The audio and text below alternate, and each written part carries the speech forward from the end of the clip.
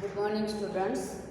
અગાઉના તાસમાં પ્રથમ વિડીયોની અંદર આપણે છંદનો અભ્યાસ કર્યો. એમાં છંદ શું છે, છંદ એટલે શું, ચરણ કોને કહેવાય, ચરણ અને પાદ, ચરણને જ પાદ કહેવાય, તો ચરણ અને પાદ કોને કહેવાય, શ્લોકભંગ કોને કહેવાય, શ્રુતિભંગ કોને કહેવાય, પછી ગુરુ અક્ષર, લઘુ અક્ષર એ કોને કહેવાય, એ બધાની સમજ મેળવી હતી. બીજા નંબરના વિડીયોની અંદર આપણે ગણસૂત્ર મેં તમને સમજાવીને તૈયાર કરવા આપ્યું હતું કે જેના દ્વારા તમારે અક્ષરમેળ છંદની ઓળખ કરવામાં સરળતા રહી. હવે આજના ત્રીજો વિડીયોની અંદર આપણે અક્ષરમેળ છંદ વિશે અભ્યાસ કરીશું.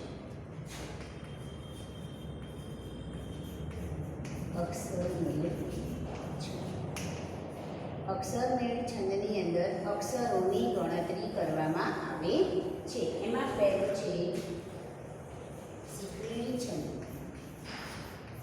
અક્ષરમેળ છંદના પ્રકારમાં શીખરેણી છંદ, પછી પૃથ્વી,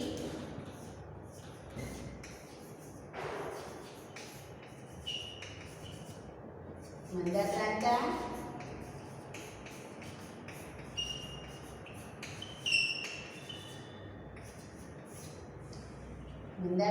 છંદ, શાર્દૂલ વિક્રીડિત છંદ,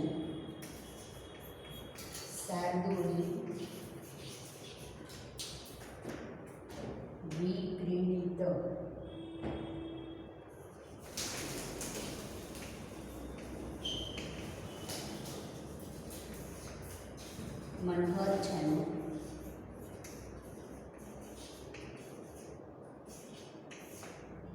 અનુષ્ટુપ છંદ,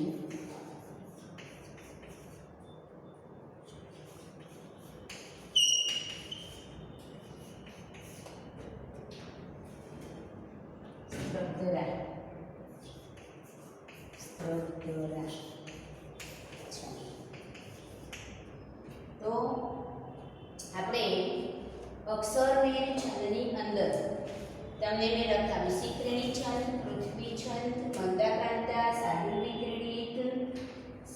વિક્રીડિત, મનોહર, અનુષ્ટુપ અને સ્ત્રગ્ધરા, અને એ ઉપરાંત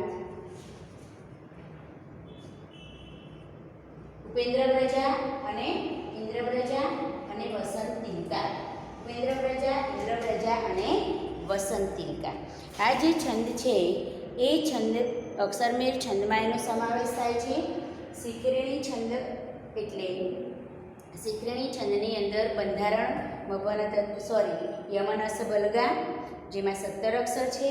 પૃથ્વી છંદની અંદર પણ 17 અક્ષરો છે અને એનું બંધારણ જસ યલગા. મંદાક્રાંતા છંદમાં પણ 17 અક્ષર છે, એનું ગણ બંધારણ છે એ મભન તત ગાગા. શાર્દૂલ વિક્રીડિત છંદ છે એમાં 21 અક્ષર આવશે. શાર્દૂલ વિક્રીડિત છંદની અંદર 21 અક્ષર આવશે અને એનું બંધારણ મસ જસ તત ગા.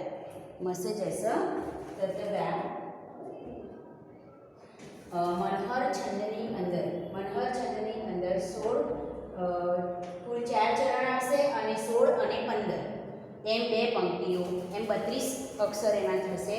ક્યારેક 31 અક્ષર તો ક્યારેક 32 અક્ષર.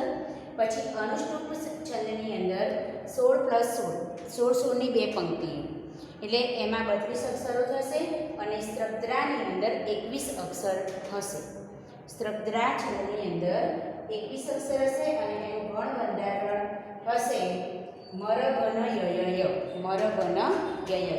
હવે મેં તમને જે આ પ્રકાર લખાવ્યા એ પ્રકાર તમારે નામ એના યાદ રાખી લેવાના છે. એના નામ યાદ રાખીને પછી એના જે ગણ બંધારણ હું તમને લખાવું એ તમારે તૈયાર કરવાના છે. શીખરેણી છંદ, પૃથ્વી છંદ અને મંદાક્રાંતા છંદ, આ ત્રણે છંદની અંદર 17 અક્ષર છે. અક્ષરો 17 છે પણ ત્રણે છંદના જે ગણ બંધારણ છે અલગ અલગ છે. જ્યારે પરીક્ષામાં તમારે પૂછાય તો મેં તમને ગણ ઉકેલ કેવી રીતે કરવો એ શીખવ્યું હતું. એના આધારે તમે પહેલો અક્ષર અહીંયા શીખરેણી છંદમાં ય છે, પહેલો ગણ કયો છે ય, તો જો 17 અક્ષર હોય ને પહેલો ગણ ય આવતો હોય તો તમારે ત્યાં શીખરેણી છંદ લખવો. પછી પૃથ્વી છંદની અંદર પહેલો ગણ કયો છે? જ છે. જસ જસ યલગા, તો પહેલો ગણ કયો છે? જ છે. તો તમારે શું કરવાનું? પહેલો ગણ જ ઉકેલી દેવાનો. તો પહેલા ગણ જો જ આવતો હોય તો એ પૃથ્વી છંદ, અને મંદાક્રાંતા છંદની અંદર પહેલો ગણ મ આવતો હોય તો મભન તત ગાગા, એનું બંધારણ છે. તો પહેલો ગણ મ આવતો હોય તો આ 3 છંદ ઓળખવામાં તમને તકલીફ નહીં પડે. 3 છંદમાંથી કયો છંદ છે એ ઓળખવા માટે તમારે મેં કહ્યું એ પ્રમાણે સૌથી પહેલાં તો તમારે દરેક છંદના અક્ષરો યાદ કરી લેવાના. બીજું કે મેં તમને જે ગણસૂત્ર અગાઉના વિડીયોમાં સમજાવ્યું હતું એ ગણસૂત્ર તમારે તૈયાર કરી દેવાના. જો ગણસૂત્ર તૈયાર હશે તો કયા ગણની અંદર કેવા અક્ષરો હશે એ તમને ખ્યાલ આવી જશે, અને એના આધારે તમે જે આપેલી પંક્તિ હોય એ પંક્તિના ગુરુ લઘુ અક્ષરોને તમે જૂથ બનાવો ત્યારે એ કયો ગણ છે એ તમને ખ્યાલ આવી જાય, અને એ પ્રમાણે તમે સરળતાથી એને ઓળખી શકો. હવે 17 અક્ષરનો જ્યારે પંક્તિ આપેલી હોય ત્યારે 17 અક્ષર આપણે ડાયરેક્ટ ગણીને આ પૃથ્વી છંદ છે કે મંદાક્રાંતા છંદ છે કે શીખરેણી છંદ છે એવું કેવી રીતે નક્કી કરી શકીશું? તો એ નક્કી કરવા માટે તમારે શું તૈયાર હોવું જોઈએ? ગણસૂત્ર તૈયાર હોવું જોઈએ. જે શીખરેણી છંદનું જે આવતું હોય કે યમ નસ ભલગા, પહેલો ગણ ય, બીજો ગણ મ, ત્રીજો ન, યમ નસ ભલગા. જ્યારે તમે આપેલી પંક્તિના 3 જૂથ પાડશો ત્યારે પહેલા ગણની અંદર પહેલો અક્ષર લઘુ ગુરુ ગુરુ, ય માતા તો લઘુ ગુરુ ગુરુ. પછીના 3 અક્ષરો 3 ગુરુ હશે, મા તારા. ગણ બંધારણનું સૂત્ર મેં આપ્યું એમાં મ ગણની અંદર 3 અક્ષરો ગુરુ. એના પછીના 3 અક્ષરો છે કેવા હશે? લઘુ હશે, ન સ લ, તો 3 નસ લઘુ અક્ષર હશે. એના પછીના 3 અક્ષરો સ લ ગા, તો લઘુ અને ગુરુ. પછી ભા ન સ, તો ગુરુ લઘુ અને લઘુ. એના પછીના ગણના ગુરુ લઘુ લઘુ, અને છેલ્લે 2 અક્ષરો જે વધશે એમાં પહેલો લઘુ હશે અને બીજો અક્ષર ગુરુ હશે. તો આ પ્રમાણેનું એનું જે સૂત્ર છે એ જ્યારે તમારે છંદ ઓળખવાનું થાય ત્યારે આખું સૂત્ર કે આખો ગણ ઉકેલવાની જરૂર નહીં પડે, કારણ કે 3 છંદની અંદર 3નો પહેલો ગણ અલગ અલગ છે. જો પૃથ્વી છંદની અંદર જસ જસ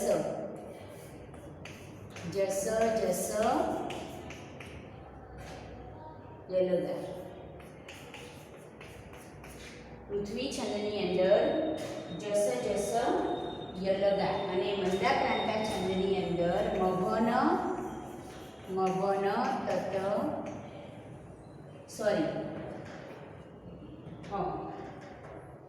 મભન તત ગાગા. આ 3 સૂત્રો તમારે તૈયાર કરવાના. આ 3 સૂત્રો તૈયાર કરો એટલે તરત જ 17 અક્ષરની પંક્તિ તમને ઓળખવામાં સરળતા રહેશે.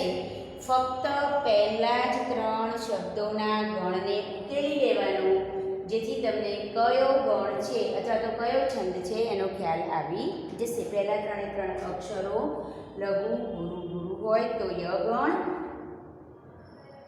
લઘુ ગુરુ લઘુ હોય તો જ ગણ, અને 3 અક્ષરો ગુરુ હોય તો મ ગણ.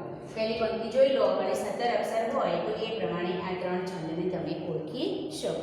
ત્યાર પછી સાદુલ વિક્રીડિત છંદની અંદર તો 19 અક્ષર છે, એટલે તમારે સીધા અક્ષરો જ ગણી લેવાના. કેટલા છે? 19 અક્ષર છે, તો 19 અક્ષર. હવે એનું જે સાદુલ વિક્રીડિત છંદનું જે સૂત્ર છે એ પણ માંથી શરૂ થાય છે. મસ જસ તત ગા, મસ જસ તત ગા, મસ જસ તત ગા. સાદુરૂપી ક્રીડિત છંદની અંદર 19ના જૂથ પાડો તમે.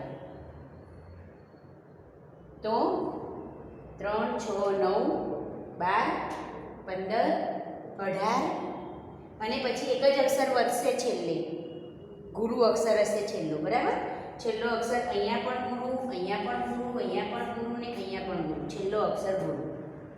તો 19 અક્ષરના તમે જ્યારે જૂથ પાડો છો 3 3ના, ત્યારે છેલ્લે એક અક્ષર વધશે. અહીંયા મ ગણથી એની શરૂઆત થાય છે, એટલે આમાં પણ 3 અક્ષરો ગુરુ હશે, આમાં પણ ગુરુ હશે, આ બંનેમાં ગુરુ હશે. પણ ડિફરન્સ શું હશે? અહીંયા 19 અક્ષર હશે અને અહીંયા 17 અક્ષર હશે. એટલે ખ્યાલ આવી જશે કે ભાઈ અહીંયા 17 અક્ષર છે એટલે મંદાક્રાંતા આવશે અને અહીંયા 19 અક્ષર છે એટલે સાદુલ વિક્રીડિત છંદ આવશે. બરાબર. મનહર છંદની અંદર એનું એવું કોઈ ગણ બંધારણ નથી, પણ ચરણની છેડે ગુરુ આવે અને 2 પંક્તિઓ. ચરણની છેડે ગુરુ આવે, ગુરુ અક્ષર આવે, 2 પંક્તિઓ હોય અને બંનેમાં 16 અક્ષરો હોય. બંને પંક્તિઓમાં 16 + 16 અથવા 15, 16 + 15 31 અક્ષર હોય અને છેલ્લો અક્ષર જો ગુરુ હોય તો 16 અક્ષર પણ થાય. તો ચરણની છેડે ગુરુ અક્ષર આવે ને 2 પંક્તિઓ હોય અને 16 + 16. અનુષ્ટુપ છંદની અંદર તમારે 32 અક્ષર હશે, 16 + 16, એક પંક્તિના 16, બીજી પંક્તિના 16, 2 પંક્તિ હશે, 2 પંક્તિ હશે, 16 + 16, 2 પંક્તિ હશે. અને સ્ત્રગ્રાની અંદર 21 અક્ષર હશે, 21 અક્ષર હશે અને એમાં મર વન ય ય. સૂત્ર એનું હશે મોર ભય મર વન ય ય ય.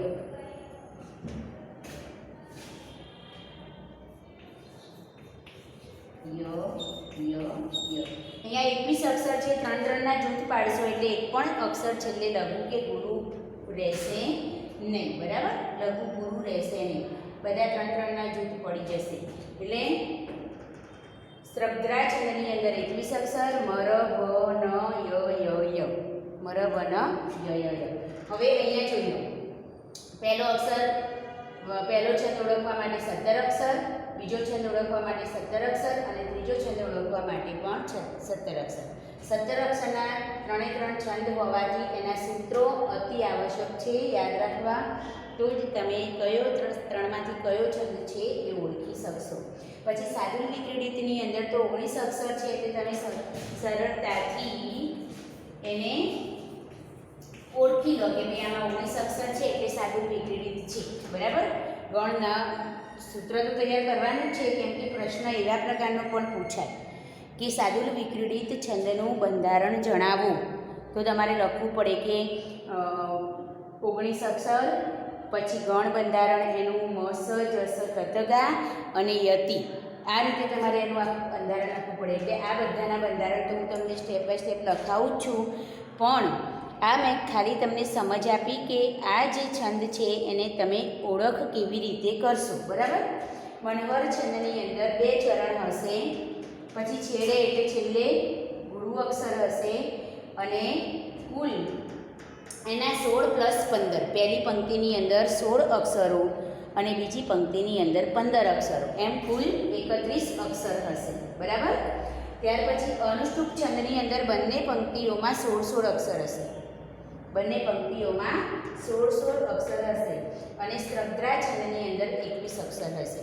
એટલે તરત જ અક્ષરો પરથી તમને ખ્યાલ આવી જશે કે આ 2 છંદમાં તમને ભૂલ થવાની સંભાવના છે. એટલે 5મો, 6થો અને 7મો અક્ષર કયો છે એવું તમને અનુષ્ટુપ છંદમાં લખાવી દઉં એટલે તમને આ બંને છંદમાં પણ ભૂલ થવાની સંભાવના રહેશે નહીં. બરાબર. અત્યારે મેં જેટલું તમને સમજાવ્યું એ સમજાઈ ગયું હશે. ફરીથી એકવાર કહી દઉં, શિખરેણી છંદની અંદર 17 અક્ષર, યમન અસ બલગા, પછી પૃથ્વી છંદની અંદર 17 અક્ષર, જસ જસ યલગા મંદાક્રાંતા છંદની અંદર પણ 17 અક્ષર, મભન તત ગાગા. સાદુલ વિક્રીડિત છંદની અંદર 19 અક્ષર, મસ જસ તત ગા. મનહર છંદની અંદર 16 + 15 અક્ષર, એટલે પહેલા ચરણમાં 16 + 15 એટલે કુલ 31 અક્ષર. ચરણને છેડે ગુરુ આવે અને 2 પંક્તિઓ હોય. અનુષ્ટુપ છંદની અંદર 16 + 16 2 પંક્તિઓ હોય એટલે 32 અક્ષર અને સ્ત્રગ્રા છંદની અંદર 21 અક્ષર. મર અન યય. બરાબર? નોટમાં આ બધું નોંધવાનું છે તમારે. હવે હું તમને સ્ટેપ બાય સ્ટેપ આ મેં તમને સમજાવવા માટે લખ્યું હતું. હવે હું એક છંદનું બંધારણ અને ઉદાહરણ સાથે તમને લખાવીશ, જેથી તમે સરળતાથી એને વાંચવું હોય ત્યારે વાંચી શકો અને સમજી શકો. બરાબર?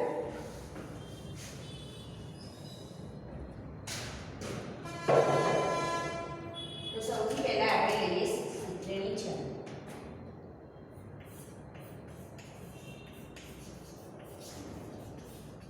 શીખરેણી છંદ હવે તમારે નોટબુકમાં લખવાનું છે.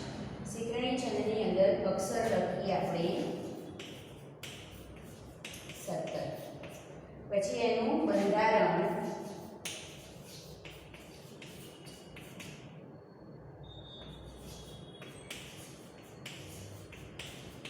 યમનસ ગલગા. યતિ 6 અને 12 અક્ષરે આવશે. યતિ 6 અને 12 અક્ષરે. યતિ 6 અને 12 અક્ષરે. ઉદાહરણ લઈએ આપણે. પ્રભો અંતર્યામી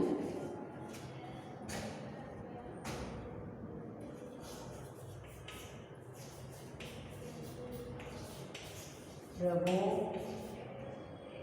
અંતર્યામી જીવન જીવના લીન શરણા.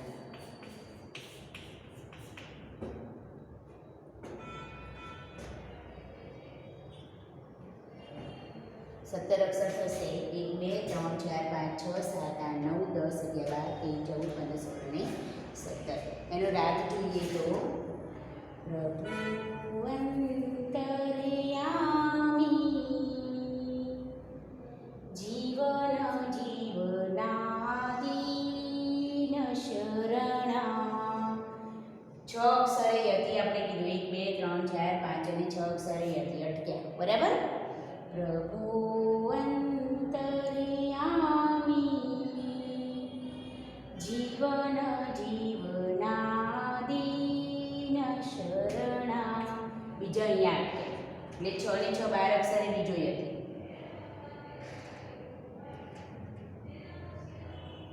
ખ્યાલ આવી ગયો? પહેલા મેં તમને બીજું ઉદાહરણ લખાવ્યું હતું. અસત્યો માહિતી પ્રભુ પરમ સત્ય તું લઈ જા. અસત્યો માહિતી પ્રભુ પરમ સત્ય તું લઈ જાય. અહીંયા બીજું ઉદાહરણ તમને લખું. અસત્યો માહિતી પ્રભુ પરમ સત્ય તું લઈ જા. ઊંડા અંધારેથી પ્રભુ પરમ તેજે તું લઈ જા. એટલે શીખરેણી છંદની અંદર 6 અક્ષરે યતિ, બીજો યતિ 12 અક્ષરે, યમનસ ગલગા. એનું આપણે ગણ બંધારણ જોયું હતું. પહેલા 3 અક્ષરો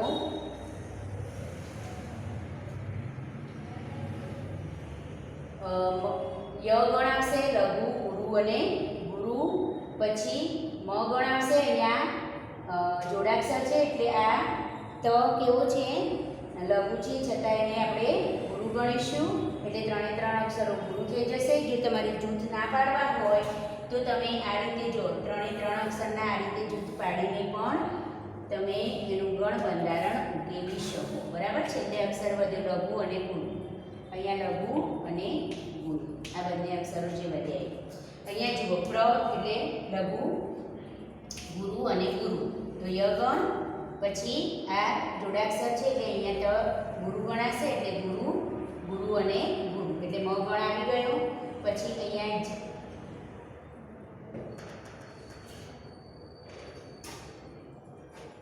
પ્રભુ અંતર્યામી, જીવન જીવનાદિ, ન સલગા એટલે અહીંયા તમારે આ પ્રમાણે ત્રણ ત્રણના જ્યારે જૂથ પાડશો ત્યારે તમને ત્યાં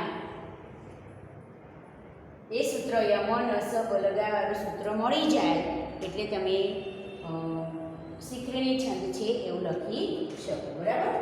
હવે નોટબુકમાં તમે લખી દીધું હશે. આ મેં તમને ઉદાહરણ જૂથ પાડીને સમજાવ્યું હતું. એટલે હાલ હવે ક્યાંક એકાદ શબ્દમાં જૂથ ન પડતું હોય તો ત્યાં યતિભંગ કહી શકાય. બરાબર.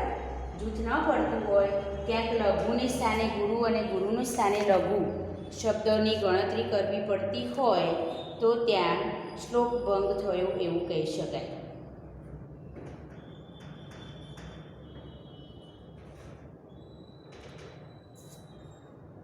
હવે બીજું આપણે જોઈએ મંદાક્રાંતા છંદ.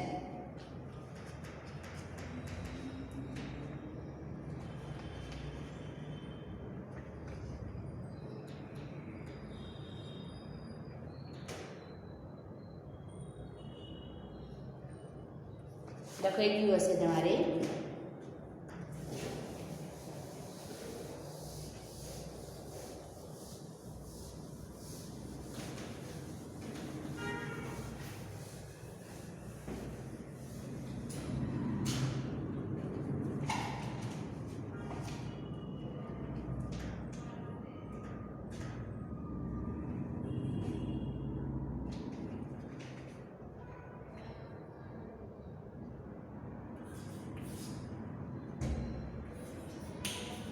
મંદાક્રાંતા છંદ.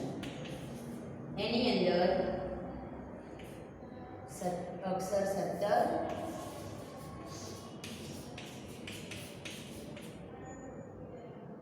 બંધારણ મગન તત ગાગા અને યતિ 4 અને 10 અક્ષરે. શીખરેણી છંદમાં યતિ 6 અક્ષરે હતી. બરાબર. 6 અને 12 અક્ષરે. અહીંયા યતિ 4 અને 10 અક્ષરે છે. 4 અને 10 અક્ષરે મગન તત ગાગા એનું સૂત્ર છે. ઉદાહરણ જોઈએ. રે પંખીડા સુખથી ચણજો, રે પંખીડા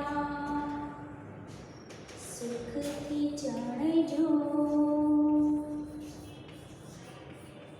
ગીતવા કોઈ ધાજો.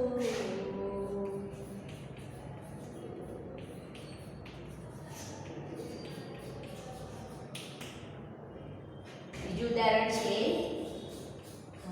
પસ્તાવો વિપુલ ઝરણું,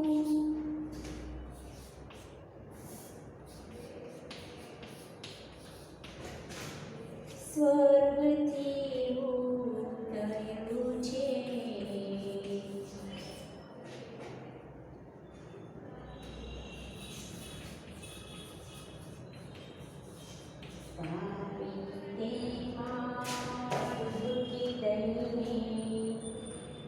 પુણ્યશાળી બને છે. રે પંખીડા સુખથી ચણજો, ગીત વાકાઈ ગાજો.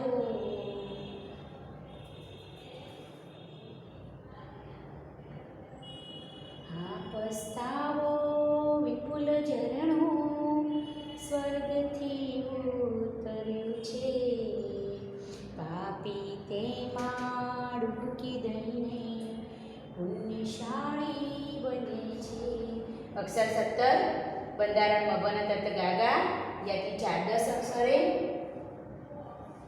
અને ઉદાહરણ તમને પહેલા છંદની અંદર ગણ વિભાજન જ્યારે મેં તમને ગણસૂત્ર સમજાવ્યું, જ્યારે અસત્યો માહિતી એનું મેં ગણ 3-3માં જૂથ પાડીને કેવી રીતે એના ગણતરી કરવી એ શીખવ્યું હતું. હવે આમાં એક જોઈએ કે આ પસ્તાઓ વિઠ્ઠલ ચરણો એના 3-3ને આપણે જૂથ પાડી લઈએ.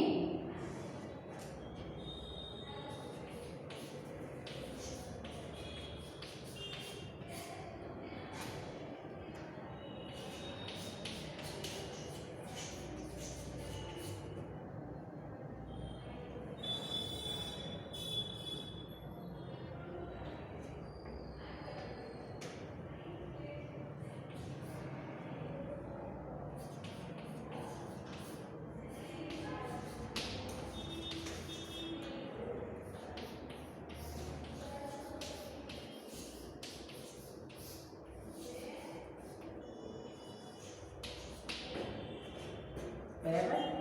હવે માત્રાઓ મૂકી દઈએ.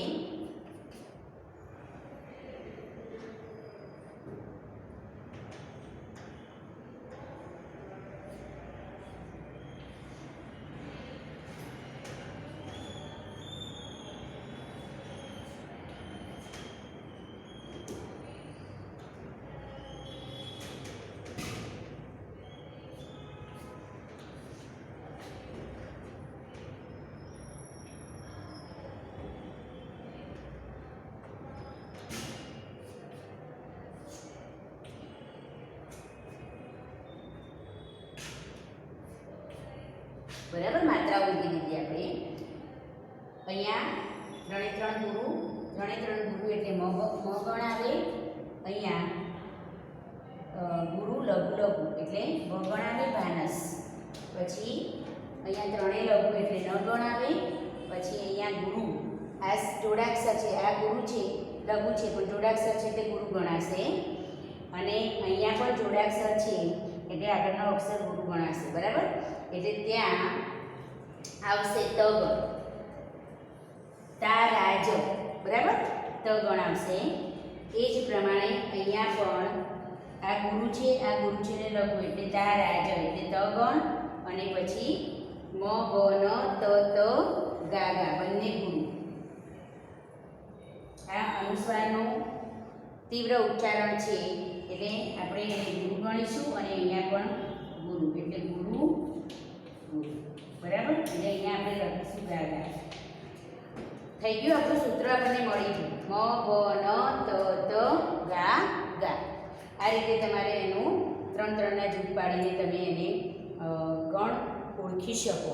હવે તો બીજા બધા ગણ તમે કેવી રીતે ઓળખવા એ 2-4 ઉદાહરણ લઈને પ્રેક્ટિસ કરશો એટલે તમે સરળતાથી એનું ગણ બંધારણનું વિભાજન કરતાં તમને ફાવી જશે. બરાબર, એટલે મંદાક્રાંતા છંદની અંદર તમારે આ રીતે મ ભ ન ત ત ગા ગા એ ગણ બંધારણ તમને મળી ગયું. મેં તમને ઓળખ કેવી રીતે કરવી એ પહેલાં સમજાવ્યું છે કે એના અક્ષરો ગણી લેવા અને પહેલો જ ગણ તમે ઉકેલી લો તો પહેલાં જ ગણને ઉકેલ ઘડતા તમને ખ્યાલ આવી જાય કે 3 અક્ષર ગુરુ છે તો મ અક્ષરથી કયા ગણનું બંધારણનું સૂત્ર શરૂ થાય છે તો તરત આપણને ખ્યાલ આવે કે ભાઈ મંદાક્રાંતા છંદનું થાય છે. તો આ મંદાક્રાંતા છંદ છે. તો આ બાકીના છંદના જૂથ પાડીને તમારે એનો ઉકેલ લાવવાની જરૂર પડે નહીં અને ઓછા સમયની અંદર તમે સરળતાથી એ છંદના એ પંક્તિના છંદને તમે ઓળખાવી શકો. બરાબર, આજે મેં તમને બધા જ છંદના એટલે કે અક્ષરમેળ છંદના જે અક્ષરો છે એના ગણસૂત્રો છે એના વિશે તમને મેં શરૂઆતમાં લખાવ્યું અને પછી 2 ગણ ઉદાહરણ સાથે સમજાવ્યા. બાકીના 2 છંદ ઉદાહરણ સાથે સમજાવ્યા. બાકીના જે છંદ છે અક્ષરમેળ છંદ એ આપણે પછીના વિડીયોમાં જોઈશું. પણ આજે મેં જે તમને જેટલું લખાવ્યું છે એટલું તમારે તૈયાર કરી લેવાનું છે. બરાબર, બાકીના છંદ આપણે પછીના વિડીયોમાં જોઈશું. Okay, thank you.